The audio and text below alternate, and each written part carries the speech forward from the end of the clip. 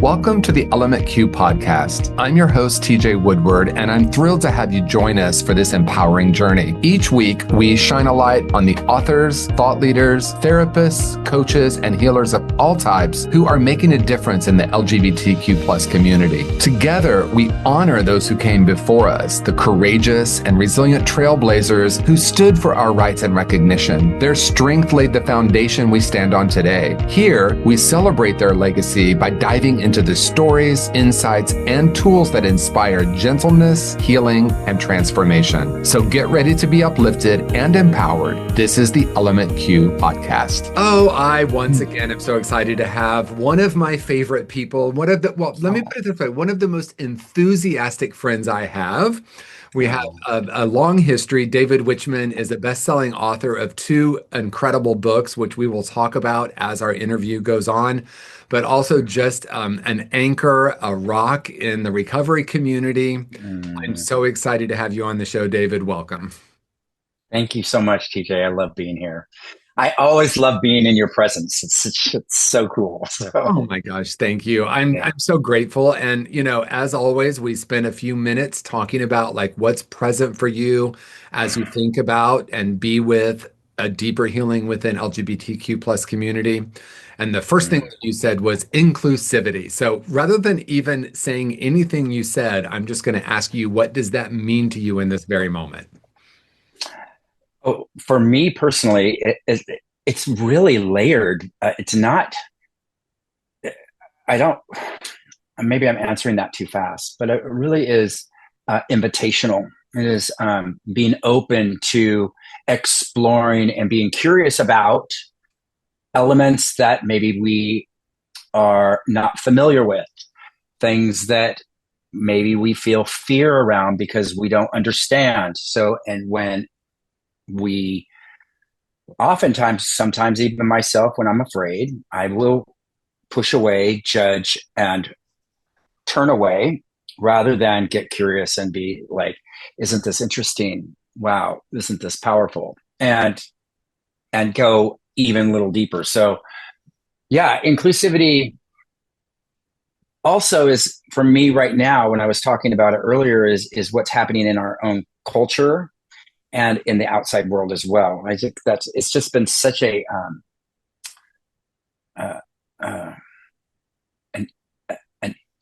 huge thing that has been coming up in the world right now. And so naturally, when I'm in view of things like that, I'm thinking about it as well. Yeah. And so I think about, and I have opinions. Yes, I know, and I love that.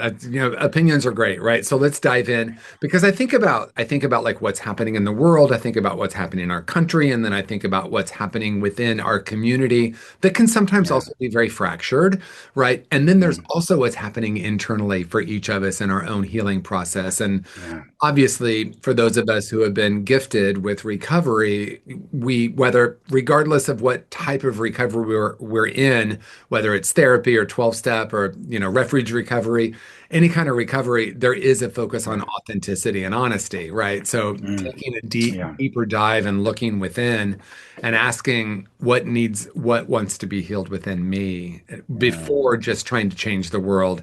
I'm just talking to myself because I spent my entire 20s being like, the world needs to change so I can be free. So thoughts? Well, I have a story because it pertains to inclusivity. And I think, and I've told this story one other time, but I was recently in an all LGBTQIA plus event on a cruise ship that was very inclusive. And I have been on many LGBTQIA inclusive cruises that weren't inclusive, that were very cis gay male focused, and the star-studded attention is mostly paid to the Adonis white male who's in the middle of the dance floor, who looks perfect. And so I went on this cruise with that expectation, thinking that would happen, and it did not. And for people who don't know, my lane is sexual freedom. My lane is very much all about queer sexual freedom and well-being. And that's the work I profess to do in the world. It's the thing it's the the hook I hang my coat on, my hat on, and so I get on this cruise ship, and there's this beautiful written announcement in the pamphlet saying, we have a sanctioned cruising place for people and for guys, for everyone to go up, and it will be mixed gender. And my immediate reaction was the hackles went up, and I was like, this will never work. You can't have mixed gender in a place where people go to cruise and to mingle and to frolic. And I was in judgment, and I was beside myself. I was like, well, this cruise is ruined. And just the story wrote, the story just went. Yeah. And I came to my senses one night, and I said, I'm just going to go check it out. I'm going to go see what a failure this is. And I went up into this space. Right. What's looking to be healed here? You asked. And wow, was it presented to me in this beautiful, loving, really explosive way? Because for one, I'm 57 years old, and I have never been in a mixed gender space that was active, in the sense that cruising spaces become active. And I didn't think that I would be comfortable, and I certainly didn't think I would have fun. And I had the time, like, it was just so freeing and so beautiful and so loving and so open and welcoming that I was just stunned. Because all of those stories I've grown up with about, this is our men's safe space and this is where we need to be, and we don't. And I'm not saying that that safe spaces aren't important for gay men, for gay male identified men. But what had happened was these stories started to get unraveled within me about all the things I believed I knew about what was safe and what was safety and what did that really mean. And it was just mind-boggling, because it was just so unexpected. I always want to predict what's going to happen. So, well, I think about the layers of this, right? Because as you were talking, I was going back through my own history, right? Being like a little gay boy in Indiana in the 70s, and coming up in a junior high and high school experience where I was both attracted to and mortified by some of the like uber masculine straight guys, right? And yes. I remember a therapist asking me once, what was it like being attracted to the same boys, because in this case we were still kids, the same boys who were calling you the F word. And it just, something shot through me. Like, I didn't realize the impact of that, because not only was there a question of like, it's not okay to be me, and a lot of the shame that was born from that, which has been a pervasive part of my own journey. And it showed up probably in the most pronounced way with sex. Shame with sex, first of all, with my sexual trauma. So there's so many layers there. But it also showed up in what I found attractive and what would like arousal of the hypermasculine guy. So I was like, oh my gosh, isn't that interesting? The layer of that. So I understand, as you're saying this, like how I could say, well, we do need that safe space because it was so unsafe for me. But then I also see how we're evolving, and how through my own healing journey, I started to realize that it's not all people who felt that way. It's not all, I've always felt more comfortable with women, period, except for not sex, right? I separated that. Right. There's a switch that goes off in my mind. And so I get it. I think it's fascinating. I think, and I love you talked about curiosity, because I'm curious about the layers in that. Yeah. And it wasn't really like, I wasn't engaging with opposite gender people. There was straight bisexual people there, a husband and a wife in particular. There was trans male and female identified trans family members there, gay boys, old guys, large, young, small. It was just the whole thing, and it was just so overwhelming. And I get laser focused on what I want for me and how I'm going to find pleasure or connect, or what is safe. And the narrative almost immediately, if I could be, if I remember it correctly, almost immediately switched to, wow, this is so different than anything I expected it to be. And, you know, it, and I will say this, and I think I really think it's important for me to say this. You know, in the years of me growing up, and I think we're close in the same age, is that all of our sexual um, frivolity and places where we go to have sex and find and connect to people is mostly done in the shadows under the guise of shame, and because it was illegal, and the police and the laws and instances like that. And we've come so far, but at the same time, there's still a massive chunk of not only generational passing on of that shame and that ideology around this is a secret and this is shameful and this is something that we don't do. You know, we even hear it in messages, from the world at large. Don't shove it down my throat. Don't put your sexuality in my face and things like that. So there's this societal, cultural, and then there's also our internal historic imprints that we grew up with that are, many, including myself, but especially that night, fighting to keep that alive, because in my mind and in my experience, the embodiment of that was who I am, right? This is this part of me that exists that's important to be protected. And so it was just such a joyful ripping off of that mask, of that shield. It was that I'm protecting my space because I need to be able to have sex. I need to be able to connect with my brothers and have this experience. And I don't need any invasive outside judgment coming in. And I think that is the foundational part of what was happening in the storytelling that was going on with me pre-entering that space. Was they're going to judge me. They're going to laugh at me. They're going to think that I don't belong. And it's that old imprint that we carry with us that we're so busy guarding. And even that imprint is, in my mind, is just another way of guarding that beautiful, sensitive, gorgeous, valuable, whole, precious being that's within me. And so,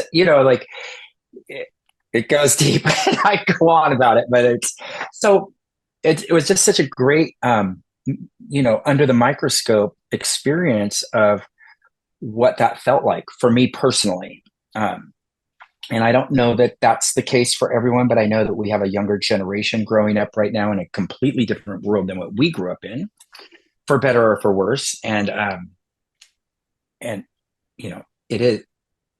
an interesting time, especially when we talk about inclusivity. Yeah, well, and I think there's a couple different avenues we can go. I definitely want to talk about your book, The Four Rooms, because I think what we're talking about pertains to it so directly. Yeah. Perhaps before that, I also want to just kind of take a moment to say, how does that also show up in other areas of our life, in the workplace, at school, in our interactions? I've had these moments where I thought, oh, I've healed that, right? And my way of, truthfully, it was dealing with back then, but dealing with it was to be really external, right? Be really out and proud as best as I could be in Indiana, right? At the time. And I'm only saying Indiana because like the culture back then, we're talking about, I graduated from high school in 1983. So like this was, and my friends and I were very deeply in the closet, even to each other. Even to each other back then, even though we all knew and everyone knew and the whole school knew, I was sort of in this intimate, strange relationship with one of them, and it goes on and on. But my response or my strategy to manage that was to be sort of out and to be like, I'm good, I'm fine, I'm like out and proud, and then move to a place that was more diverse and more open, with being a young gay man at that time. The deeper work came much later for me. And it was, really not until I was in my 30s, and like the deepest work was around turning 40, where I realized how much of it I did absorb. Right. Because in my 20s, it was definitely, I had moved to San Francisco in 1991 and I was 26. And sexuality was so in my face then. And it was something that was really clear to me that I had a lot of work to do. I was 5 years sober at the time, and I could sense that I had a lot of work to do around healing not only my sexual trauma, but also just the trauma of being a gay boy, right? Right. What it meant to be around men. And I remember being terrified of straight men. And eventually through in recovery circles, like learning how to like trust people in a different way. But that deeper work was really how much I had absorbed and how much shame Yeah. I was still holding about myself, even though consciously I would have never said that. I would have been like, I'm out, I'm Right. proud, Right. so there are so many layers to that.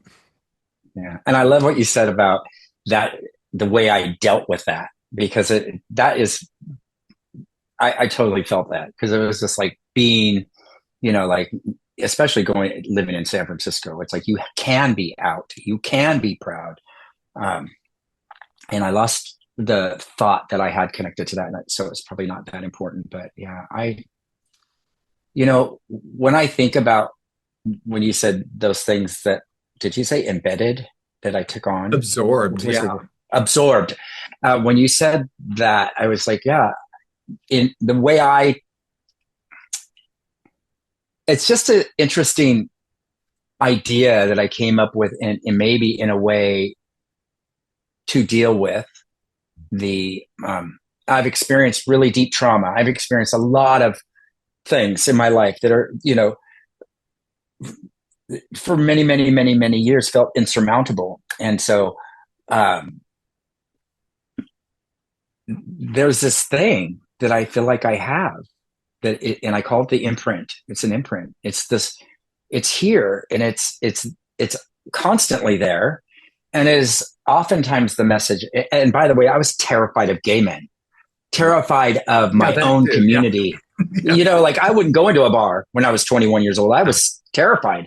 Like, I don't know, it was just horrible. I had to drink and use in order to get to be able to go into those bars. But it often comes with that imprint. It often comes with societal messages, the messages from the parents, the message from abusers, all of these messages that we would identify as negative, right? The things that come up when I'm afraid. You're not enough. You don't fit. You don't know what you're talking about. This is not, this is bullshit. Whatever it is, it's like an imprint. It was almost that I grew up with that message, of that constant message. And I spent years and years and years and years trying to be rid of it, just doing everything I could to be free of it. I wanted to be free of the idea that I had this belief within myself, and these strategies I love that you call them, these strategies that I utilized to drown out those beliefs. And it was only when I stopped struggling with them did I ever find myself able to live in harmony with that.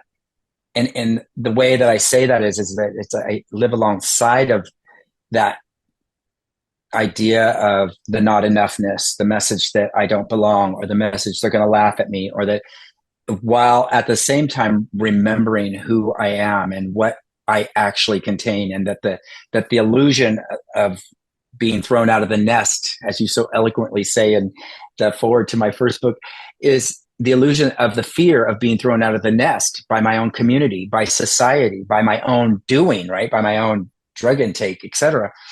Is that I can, once I've remembered, the truth about myself, once I've really accessed this beautiful tenderness within me, and I can operate from that foundation, I'm better, not armed, but I'm better able to move in with those ideas and allow them to be what they are. Because I often, especially in the work that you do in the world, the things that I love is to remove the ideas of good and bad and right and wrong from our vocabulary. And I've really taken that to a whole nother level. I mean, just like, I've really taken that to heart, because it really works for me, because it allows me to learn to speak a different language, even within the outside of judgment of the idea that this is bad, this is good, this is right, this is wrong. But it's the idea that I can see things for what they are. And then I can find the wisdom within that and see how sacred it is. Even the idea of the rejection of not being included, the idea that we don't belong in this space. There's wisdom in that because it teaches me that I actually do belong, that I do fit, that I'm okay. So it's just, I don't know if any of that made sense. Oh my gosh, all of it, of course, you know. I know. Preaching to the choir You here. know, I can talk for hours like that, you know. Well, yeah, I do love this because I also love that you said the word armed and then caught yourself saying it because Yeah, that really was true for me for so long. I really was right. guarding myself because I felt like I felt so broken and I felt so much shame that I externalized it, you know, like with the world. And like there are plenty of things in the world that I could see that I would love to like see changed. But what I Yeah. discovered is it was that fight that was keeping it more alive. And then I'm like, well, what do I Yes. do with that? Am I supposed to just not think there's something right or wrong or good or bad? And as I sat with that, my mind just expanded into like, oh my gosh, what if this is actually the deeper truth? That like all of my Yeah. judgments are what keep me either feeling like I need to be armed. And so with someone Mhm. watching or listening, I want to be clear. I'm not saying let's pretend like there's nothing in the world that's happening that is difficult. Right. I did that for years too. Everything's love and light, you know, and that was not the best moment of my life because I was just pushing down anything I considered to be negative. And I think Yes. deeper transformation is like, oh my gosh, how do I want to be in the world and who do I want to be in the world? And realizing, as you said, the truth of who and what I am is beyond all of that. It includes all of that, but it's beyond all. Yes. And I think that that's a really important thing to point out here is that I think that it's easy to take, oh, everything's love and light, and that I am joy and light, and that I am this precious thing within me, my authentic self, um, my essential self is this perfect, unharmable, unharmed being. And a lot of that can be lost in this translation that our anger is not sacred, Yeah. that our frustration and confusion is doesn't belong, that we need to be rid of it somehow. And my the whole way through this book is that all I'm talking about is that that is not the mission for me, at least in the tools that I've picked up along the way and the work that I'm doing in the world. Is the mission is that that's that struggle is actually um, that struggle is actually what we translate as what's wrong. You know, that we say, oh, and so I lost it, but it's in the struggle that I think where we get in the weeds and get lost. And it's when we can sit with the idea, I am angry today. I feel angry, not I am angry. I feel angry today, or I feel frustrated. I'm confused about this, you know, and allow ourselves to be with it is for me, it's most useful for me. It's the thing that's most helpful because if I'm able to sit with it, if I'm able to be able to recognize it rather than it be right here all the time, this is bad. I'm watching the news. Everybody Trump this, everything's bad. They're doing, you know, and if I can move and step away and allow other possibilities to arrive, then I'm able to kind of sit and be with that along with the idea that there is much more at play here than just that hyper focused idea. And then I Yeah. can draw wisdom from that, you know? Yeah. And I love what you're saying or what I'm hearing you say, whether you said it or not, I don't know. We'll see. But Mm, I to make friends with all those parts of myself instead of trying to be rid of, right? I wanted to be right, rid of the defenses. I wanted to be rid of the right. anger. And that's actually what kept it alive instead of like it's here with me.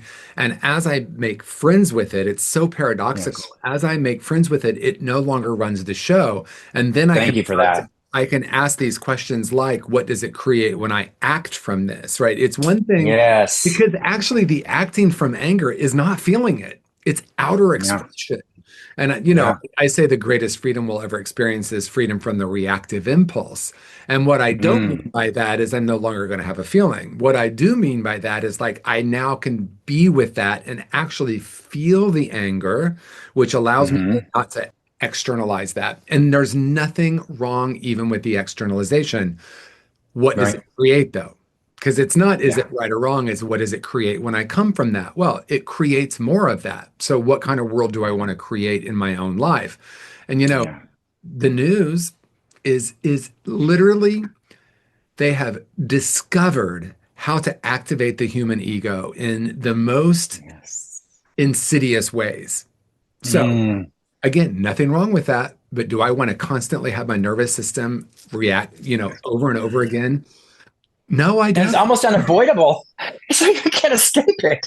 Well, You know? we could do a whole show on if it's unavoidable or not, right? But I Right. will say that for every one thing that you might see on the news that one would call horrific, there are 10,000 or 10 million beautiful things happening. It doesn't Yeah. negate those. I want to be clear. I'm No. not pretending like they don't exist. But what Right. we've decided is news, my friend Michael Beckwith says it's not news, it's olds. It's the same old story. They're saying over and over again, fear, Yes. separation, divisiveness, not enoughness, Right. right? So I want to Yes. spend some time talking about your book because time is Yeah. moving along quickly with us. So I want Yeah. to know everything that we've just talked about. I know really relates to your book, The Four Rooms. Yes. I want to hear about Yeah. it. Well, I was in and I tell this story a lot because I think this is going to be a little TJ moment because I did most of the work in this book before I came up with the name of it. And I don't really take credit for the name of this book because uh, I didn't have a way of expressing the message that I wanted to deliver. I didn't know how I could talk about all of the things that I needed to talk about in this book until I was in a meditation it was a conscious recovery meeting with TJ. And before he started the meeting, he's like, okay, everybody, we're going to, if you choose to close down your eyes and we're going to, how do you usually say? You say, we're going to we're going to check in with the four rooms. And then, we're going to check in with our body. We're going to check in with our feelings. We're going to check in with our head, our mind, and we're going to check in with our spirit. And I was just like sitting there and it hit me like it was like the ancestors were beating me over the head with it because it was like, that was the template that I needed to take apart the message that I wanted to deliver and do the work in the world that I want to do and make it accessible and make it and simplify it. And so that's where I came up with the four rooms is because TJ has this brilliant, wonderful meditation that he takes you through in the four rooms. And I was able to write this book. This book is my second book. I wrote another book called Every Grain of Sand that is basically my memoir. It's my story. But in the process of writing that memoir, after all was said and done and the awards and it kind of died down, there was something within me that said, you didn't complete the book. That, my original mission was to speak to the men the people that I want to work with in the world. And I predominantly work with men, queer men who are, or identify on the male gender, on the male gender spectrum, excuse me. And I do work with non-binary folks as well, but I felt like they got left out of the story on some level. I don't know why that message came to me. I didn't know why. My story in my first book is so relatable to such a wide swath of people, and people can understand it and see it. This, however, is not written for the general public at large. I think many people can get a lot of information out of this, but writing this book, I wrote it specifically to the people that I would work with in the world. It's my gift, in essence. It's my message to them, and I take you through these four rooms, and I call them the room of the thinking mind, the room of the emotion, the room of the sacred, and the room of the body. And I intentionally, for many reasons, but I intentionally left out spirituality out of the book so that the reader could bring their own idea of spirit into the book for them in their own cultivation of their own curiosity around what spirituality means to them, and make the room big enough for whatever idea they had. So it is not a self-help book, but it plays a self-help book on the bookshelves. How was that? That was that great. Was that good? And this is what it looks like. I love my book cover. It's probably backwards, but Great. I'm really proud of it. Well, I'm really proud of you for writing it, because it's a book that's so important. I've recommended it to so many people. The Velvet Rage is a book that was written by my friend Alan Downs for gay men, so many years ago. And I feel like there's a 21st century version that was needed. And I feel like you've written it. And I don't mean your books are the same, but like it's the evolution of that. So I just want to say thank you for writing it. I know in my many years of working, I've been sober for it's coming up on 40 years, which is outrageous, but there it is. But it's working in the field for 18 years and working a lot with male identified queer folks. And, it's, there's a lot to unpack there. There's a lot of layers of shame. And it's foundational. It's foundational. It comes out a lot in sex and sexuality because of all the things we've talked about. You and I could talk for another hour. I know that. No, I'm so sorry. I will go on. I love it. Is there anything you want to say in closing, though, before we end this conversation? No. I just want to say thank you so much. I know that I could never have written this book or my first book really without your help. Without for people who don't know, TJ, I knew TJ for many, many years, but I didn't know that he had written a book called Conscious Being. And I think anyone, anywhere, everywhere who wants to be reminded of their awakening should read that book, Conscious Being, and Conscious Recovery and Conscious Creation. But the thing that woke me right up was reading Conscious Being, and it changed my life forever. It changed the way I spoke to myself and to the world. It changed the way I live in a way that I didn't understand, and the way I show up in the world. And I've been able to do so much work because of my being able to remove those 4 words from my vocabulary temporarily, try my best to remove opinion for a moment and really get curious. And so if I was going to leave anything, it would be that: stay curious. Oh, I love that, David. And I love you and I appreciate you. Of course, your full bio will be in the show notes for everyone watching or listening right now. And you know what to do: like, share, subscribe. And if there's someone who will resonate, or who will resonate with this conversation, please share it with them. David and I are both dedicated to really helping transform lives because of our own journeys and because of the transformation that I chose on some level, but also was really required for me to stay alive. So, it's debatable whether it was a choice, but I know that we're always choosing, whether we're choosing consciously or unconsciously. So, David, thank you for choosing to write both of your books and be who you are in the world. Peace and blessings, everyone. Thank you. Thank you for joining us for this episode of the Element Q podcast. It's an honor to walk this path of healing and transformation with you. Remember, the courage and resilience of those who came before us live on in each of us. Let's continue to carry their legacy forward as we support one another in creating a world filled with love, gentleness, and empowerment. If you enjoyed today's conversation, please subscribe, leave a review, and share this podcast with someone who needs to hear it. Together, we're building a brighter future, one story at a time. Until next time, I'm TJ Woodward, and this has been the Element Q podcast.